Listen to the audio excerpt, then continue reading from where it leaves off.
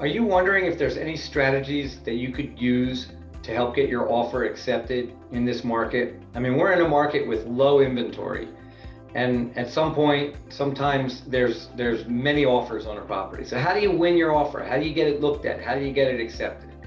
All right, if those are things that you're wanting to learn more about, so you don't have to write one agreement of sale offer upon the next, and then sit there and wonder why your offer isn't getting accepted, well, I have the answer for you. And what I want to do is share with you some of the strategies and tools that we use to help get our clients' offers accepted. My name is Jeff Garber. I'm a mortgage advisor.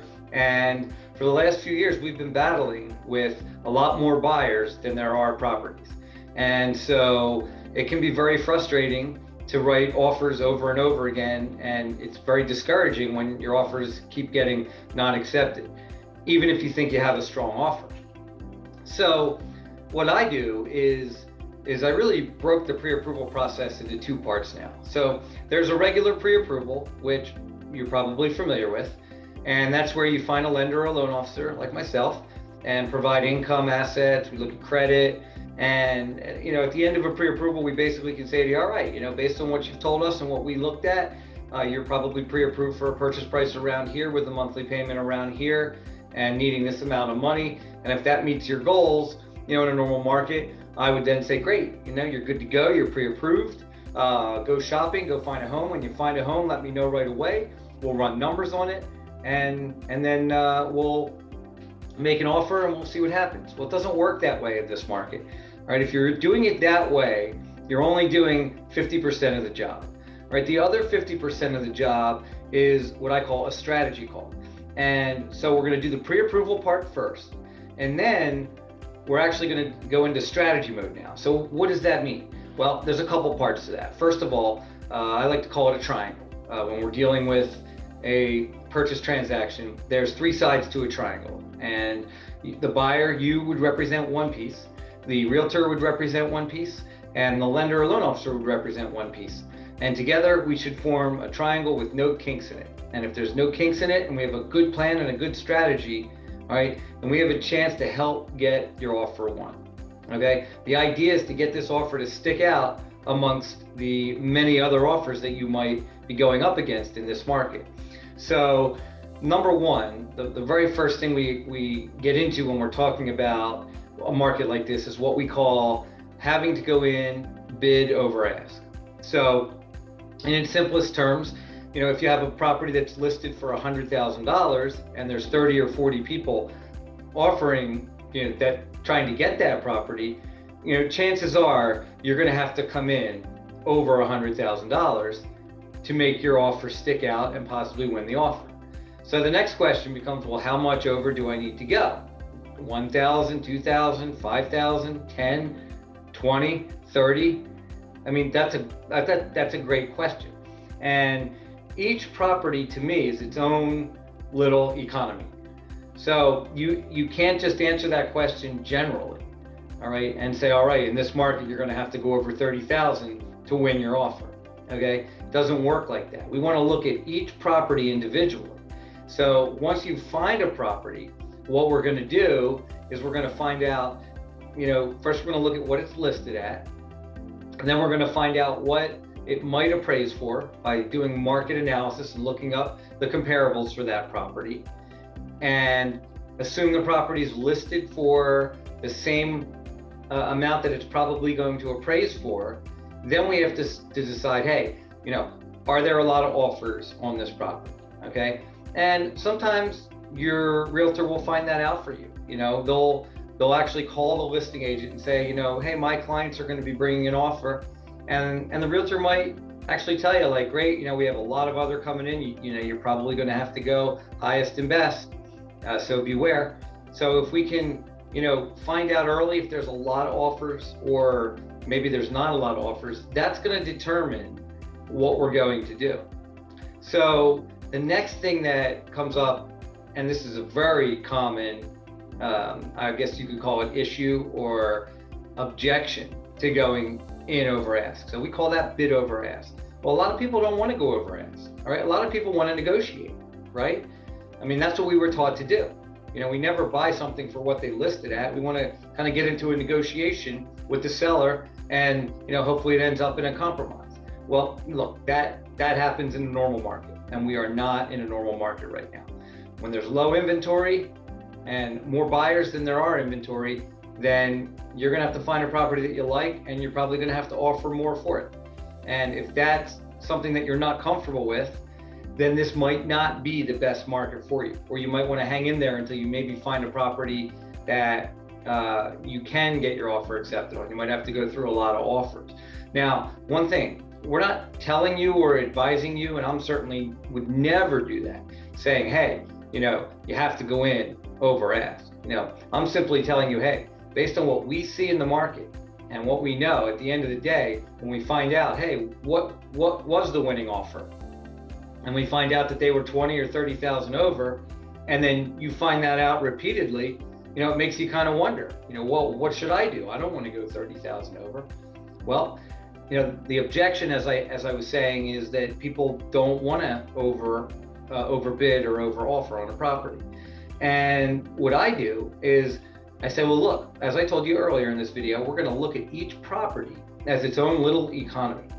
All right. And then we're going to determine if it might make sense to offer more. And we're going to do this visually with a tool that I have. It's called a bid over ask calculator.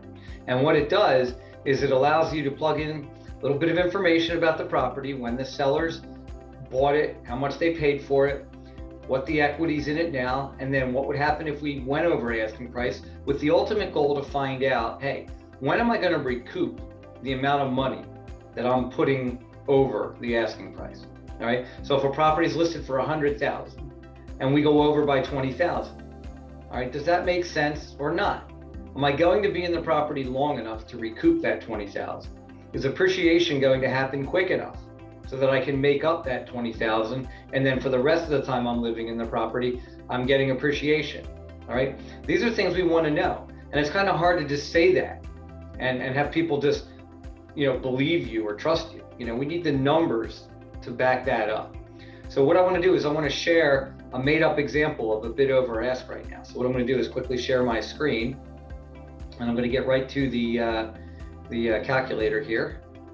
All right, so I'm going to share, and right now we're looking at the bid over ask screen. And what I did was I made up the information here. I actually found a property online that I'm using. So it is a real property. And the sellers of the property bought it for $199,500 in March of 2013. They are currently listing it for $260,000. All right, and I'm going to put the over ask of $20,000. All right, so I'm going to hit results. All right, and based off of a forecast for appreciation over the next 5 years in the market that this house is in, it looks like there could be 4.7 or so estimated average appreciation over 5 years, which equals about $67,000. All right. It also calculates the break even to be at about 18 months. Okay. So what that means is if you went over $20,000 on this property, assuming that its current value is the same as the asking price, then it would take you about 18 months to recoup the amount you paid over the asking price. So you have to say to yourself, well, am I going to be in the property for 2 or 3 years? Or am I going to be in the property for 7 to 10, or maybe even longer? All right, the longer you're in the property, the more it would make sense for you to pay a little bit over ask, knowing that you're going to recoup it. And then after you recoup it, everything from there on is appreciation for you. Now look, markets go up and down. All right, it's not an exact that you're going to get 3% appreciation a year. I think that's the national average over the lifetime of them tracking this. But we have years like we've had the last couple of years where appreciation is like 20% in some markets, 15%. And we've had years like in 08, 9, 10 during the crisis and meltdown where values plummeted and came down. All right. So even if appreciation comes from 15% now down to 4%, that's not a bad thing. If your property is appreciating 4% a year, all right, that adds up. That adds up to equity, and that's your equity, and that's how you're actually building equity in a property and building wealth. So if you come back to the chart and you look, right now this purple area is when the seller bought it and what it was worth. That was in 2013. In 2017, it was worth a little bit more. And then today, obviously, it's worth even more because of the amount of appreciation we've had. And then the dark purple right over here shows the amount we're asking. We're going to offer the $20,000 over the ask. All right. And then what we do is we just extrapolate out to see where we break even and then where we would make money. So in about 18 months, by the year 2024, looks like we have some appreciation. And then every year after that, we're getting more and more. So we want to do this on every property that we run. We want to show you, hey, when did the seller buy it? How much over ask do we need to know? Does it make sense for you to pay more for this property? Okay. I always tell people, it's not a car. You're not buying a car that you're going to overpay for and then drive it off the lot and have it lose half of its value. You know, a house and a car are definitely not in the same asset class at all. So I hope this helps. That's part one of the strategy there would be to say, all right, we found a property. We want to see what it's worth. We want to see how much over ask we might have to go to make our offer stand out. And then we want to look and see if there's a possibility that we're going to recoup the amount over and how long would that take. And if you see that and you visually know that, you might feel a lot better about going over ask than if you don't know that and you're making an emotional decision and reacting. And I can tell you, many people are going over ask a lot by a lot, and they're not even looking to see if it makes sense or not. At this point, this is what you got to do to get the property. People understand it and they're just doing it, whether that's right or wrong. All right. Now, when I say each property is its own little economy, you know, it might not make sense to go 80 grand over or 100 grand over. All right. There are people that are doing that, you know, but you may not recoup that difference ever, or it may take a long time. So that would be an example of, you know, its own little bubble that can burst on it. So, you know, the first part of the strategy call is to make sure everybody understands, okay, you know, what are we going to have to do to win the offer? Number one is we may have to go over ask to do that. And we want to make sure that we're making a smart decision when we go over ask and that we know our numbers. Now, going over ask doesn't always mean that that's the answer right there. You know, everything, you know, that you do in life has consequences or maybe some unintended consequences. So what if we do go over ask 20,000 or 30,000? All right. Well, the next thing we have to worry about is, will the property appraise for the amount that we need it to appraise?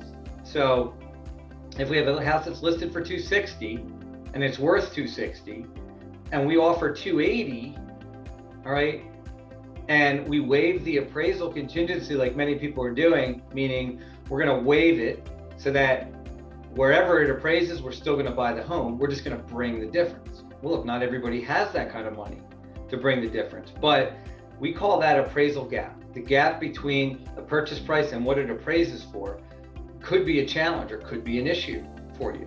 So we want to make sure we know this in the pre-approval phase. All right. What ends up happening a lot is people get pre-approved. They only do the first half of a pre-approval. They go out, they find a home.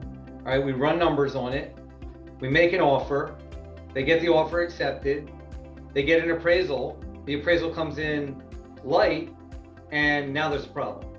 Right? Where is that money going to come from?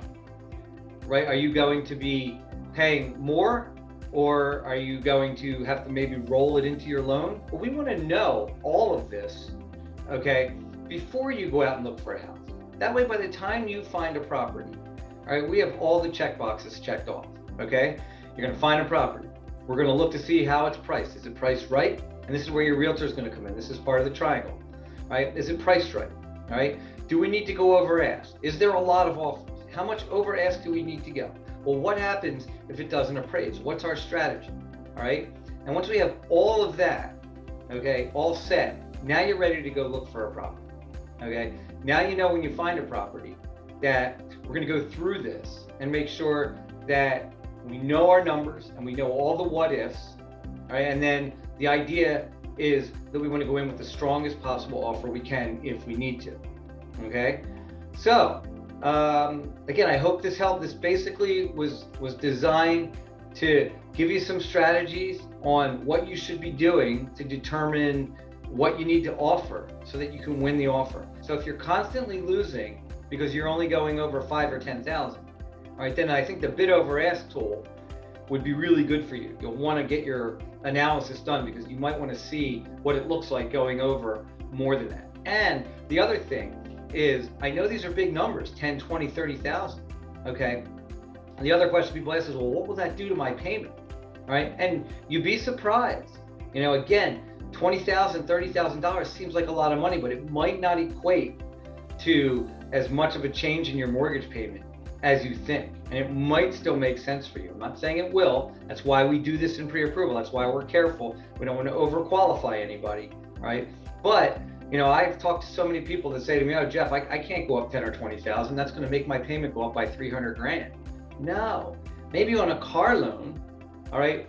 You know, if you ever run numbers on a car loan, when you're dealing with a 5-year, 6-year, or 7-year amortization, you know, $5,000 difference, you know, can change your car payment by a few $100s or even more.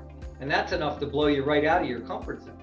But when you're amortizing over 30 years, all right, your payment may not go up as much as you think. So it's worth running the numbers and taking a look at that, right? And that's something I'd be happy to do. So if you are interested in learning a little bit more, click the link below, schedule a 15-minute consult with me. I'd be happy to give you as much advice as I can and even run a bid over ask for you and show you how it might work. All right, hope this was helpful for you, and we'll see you soon. Take care.